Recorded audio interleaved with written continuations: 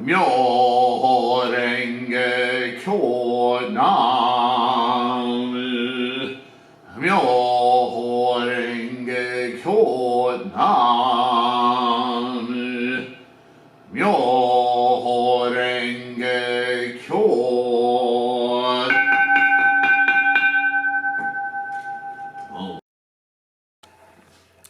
Hello everyone, welcome back. We will continue with the letter from Teradomari. We were talking about origins of the Lotus Sutra and how people may have added or taken out colloquial portions because we teach Buddhism to the capacity of the people, the time, and the country. So as Buddhism moved from India to China and throughout China, the cultures were different. The understanding of concepts were different. So some things were no longer necessary, not relevant. But other things became maybe more quixotic to understand culturally. So maybe some areas were expanded upon. Again, the study of Buddhism is not about the actual words. It's about the meaning, the concepts. So don't get hung up on this. But it is important to know because it also leaves the teaching vulnerable to people who are attached to words and want to manipulate them for their own gains. So to be aware is not the same as to devalue. And if anything, the meaning is even more valuable because you need to cut through the you-know-what to get to the truth. That's just being human, isn't it? So in India, after the Buddha's passing, I'm now reading from the letter, Bodhisattva Nagarjuna was the one who truly understood the relationship between the Lotus Sutra and the other sutras. While in China, the great teacher Tendai, or Chie, was the first to grasp it correctly. Men like Shan Wu Wei of the True Word School, Cheng Quan of the Flower Garland School, Cha Xiang of the Three Treatises School, and Tzu En of the Dharma Characteristics School, each publicly upheld the doctrines of the school they had established, but in their hearts they were all won over to the teachings of Tendai school. Yet their disciples were ignorant of this fact and hence developed erroneous opinions. How can they avoid being guilty of slandering the correct teachings? What does he mean by slandering the correct teachings? Setting aside the meaning and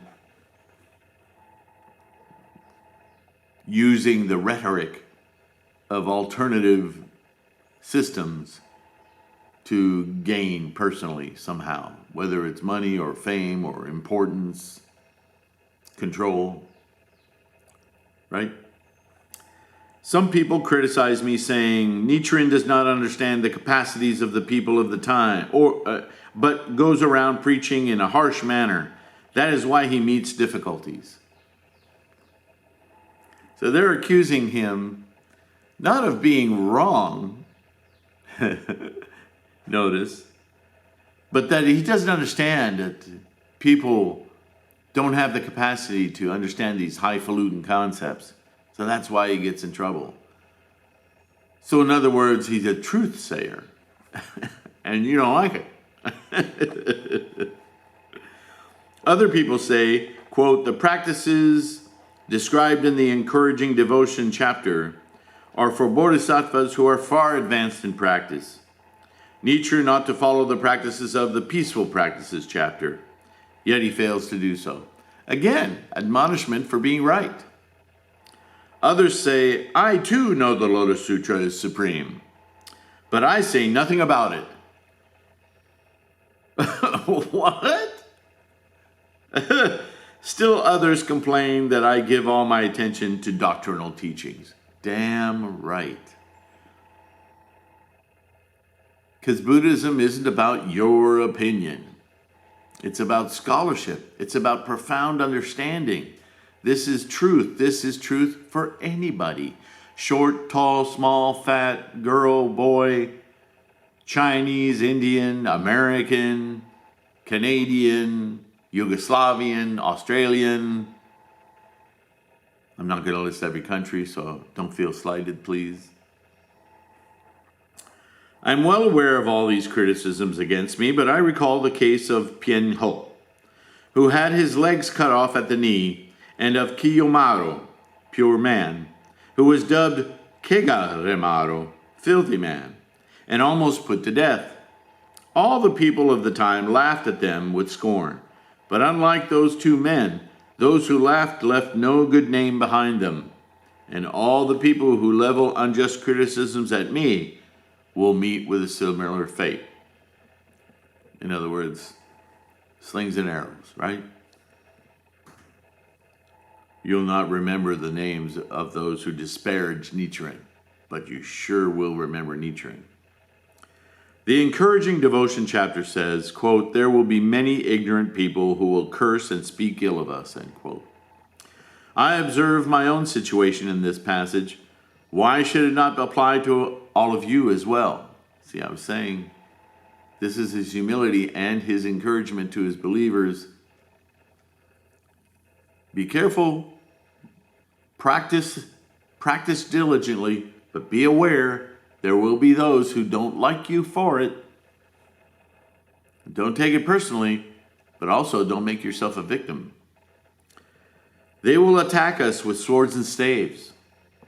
The passage continues, I have experienced this passage from the sutra with my own body. Why do you, my disciples, not do likewise? Further on, he wasn't saying you should, right? He was saying to expect it.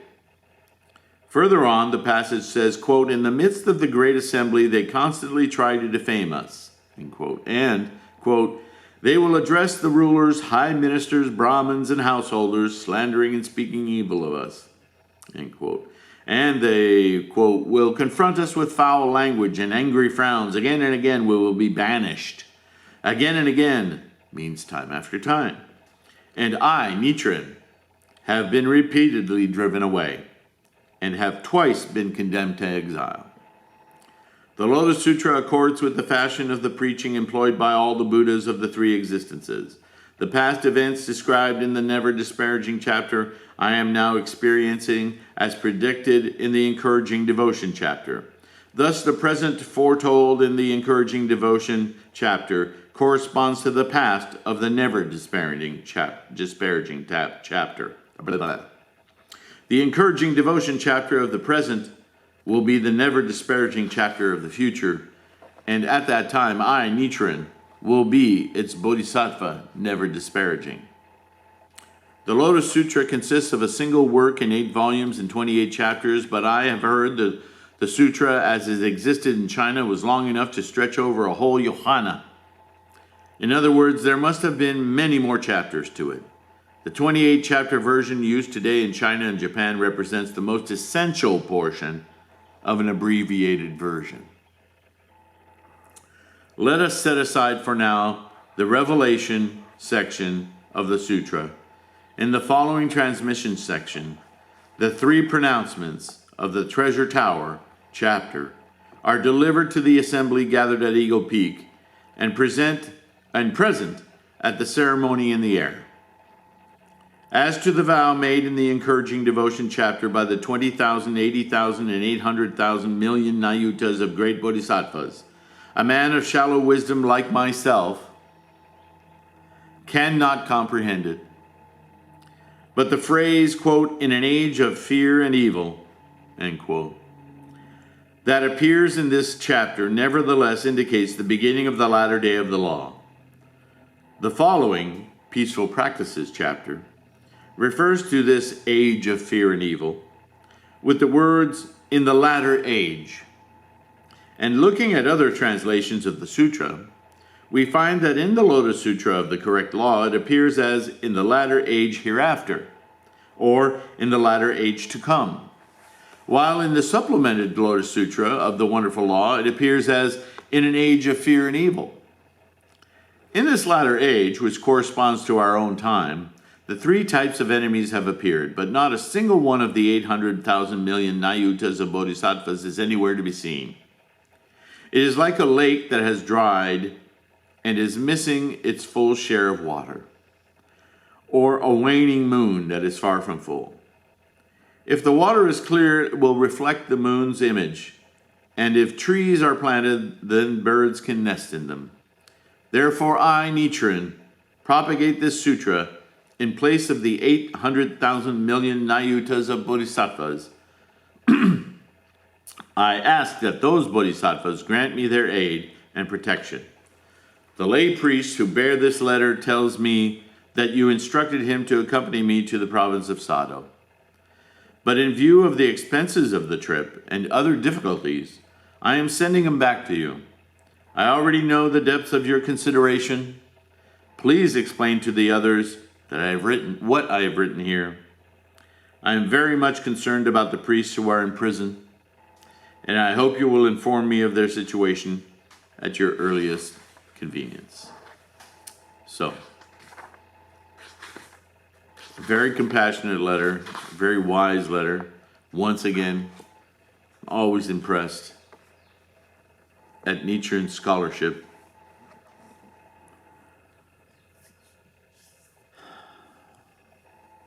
Why should Buddhism be so difficult?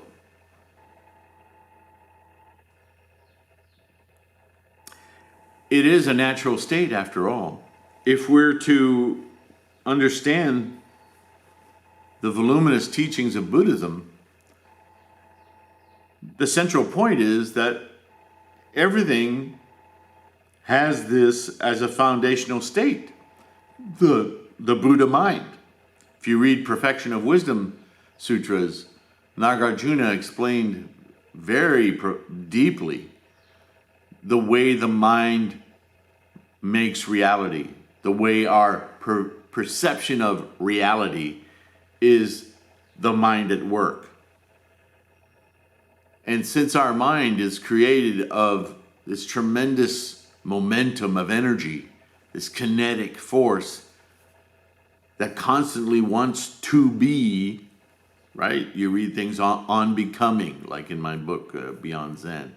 You read on being. You read, these are words we use all the time in the lexicon of world languages and cultures. But they're all interpreted to benefit our desires. And Buddhism says you need to look beneath that. You need to start asking, how desire? How craving? If in fact, and this is the first observation, is to observe that all of your thoughts, your streams that you cannot stop, are all based on want of permanence, wants of ownership, wants of being, wants of identity, self and other. Those are all based on a fundamental craving. That is not easy to understand. On a superficial level, it's easy to understand why you want chocolate cake. Because it makes my mouth dance, it tastes so good. But as soon as you think those things, you usually have some negative thoughts about it too. Oh, it makes me fat, or my stomach feels like a brick, but I don't care, I'm going to eat the whole thing. This is the negotiation of the human mind, what Buddha used to call the monkey mind. It's like a grove of trees filled with monkeys all screaming and yelling at you for your attention. Me, me, me, me, me. Right? It's all desire. It's all craving. It's all very, very, very lizard brain. It doesn't require much consideration, much effort of thought. It just is.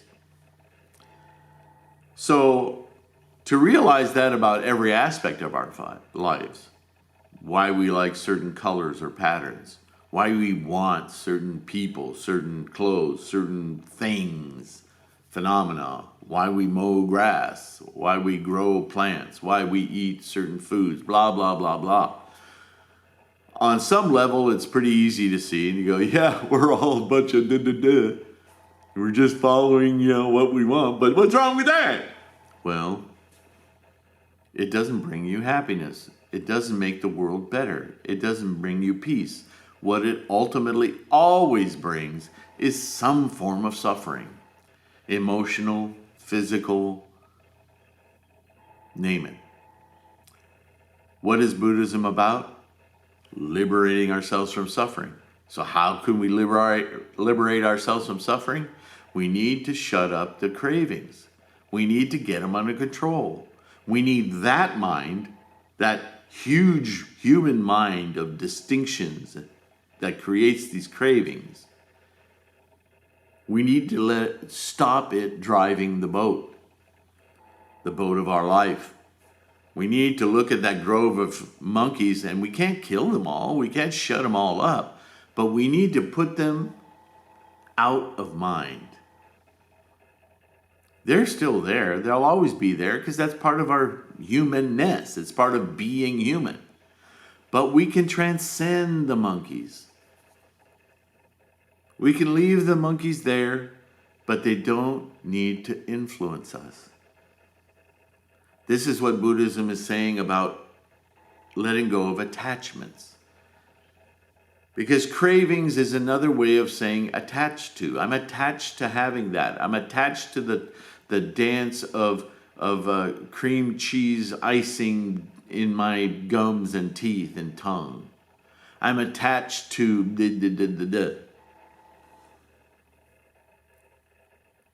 So as we chip away and realize more and more in our lives as we practice and study Buddhism, oh my goodness, I didn't even realize that it was my cravings that led me to this.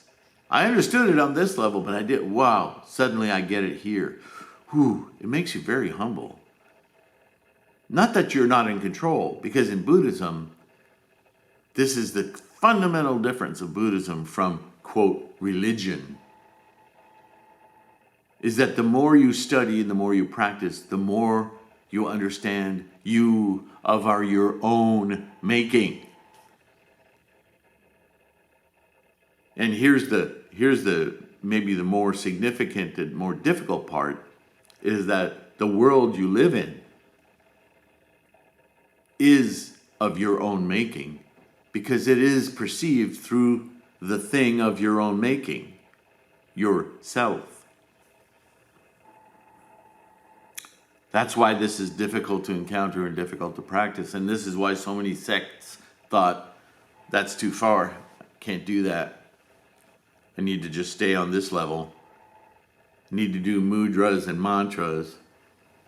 That's mystical enough. People will just do it. Well, isn't that another attachment to self? Attachment to this life? See, there's a subtle but very profound difference there. Being attached to life, on the one hand, is to be influenced and attached to it, and letting that monkey grove control you. Being attached to life as a fundamental state of awe and presence in this very moment, from moment to moment, and just looking around at the amazing spectrum of not only your monkey grove, but millions of monkey groves.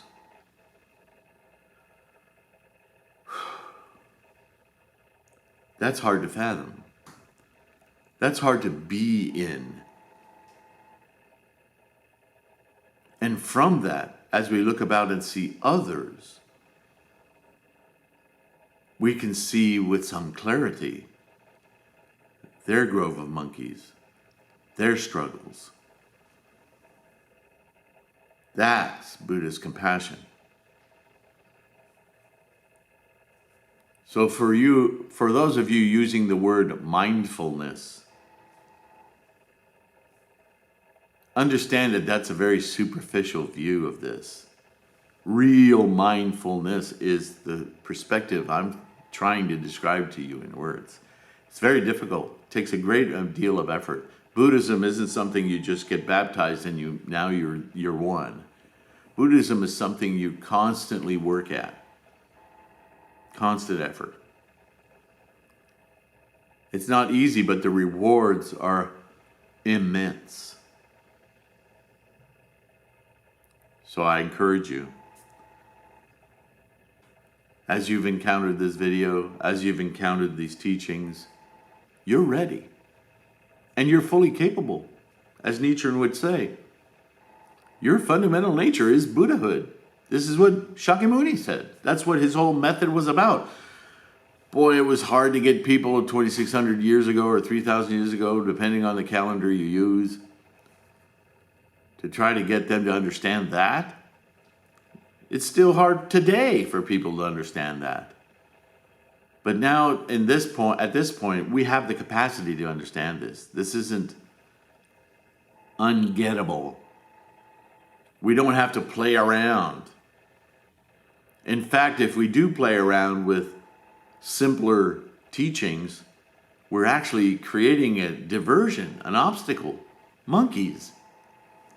We've got to get away from the monkeys.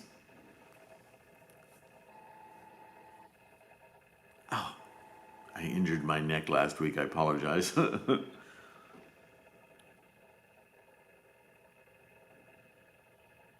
If any of you have the time to do some research on your own, look up the story of the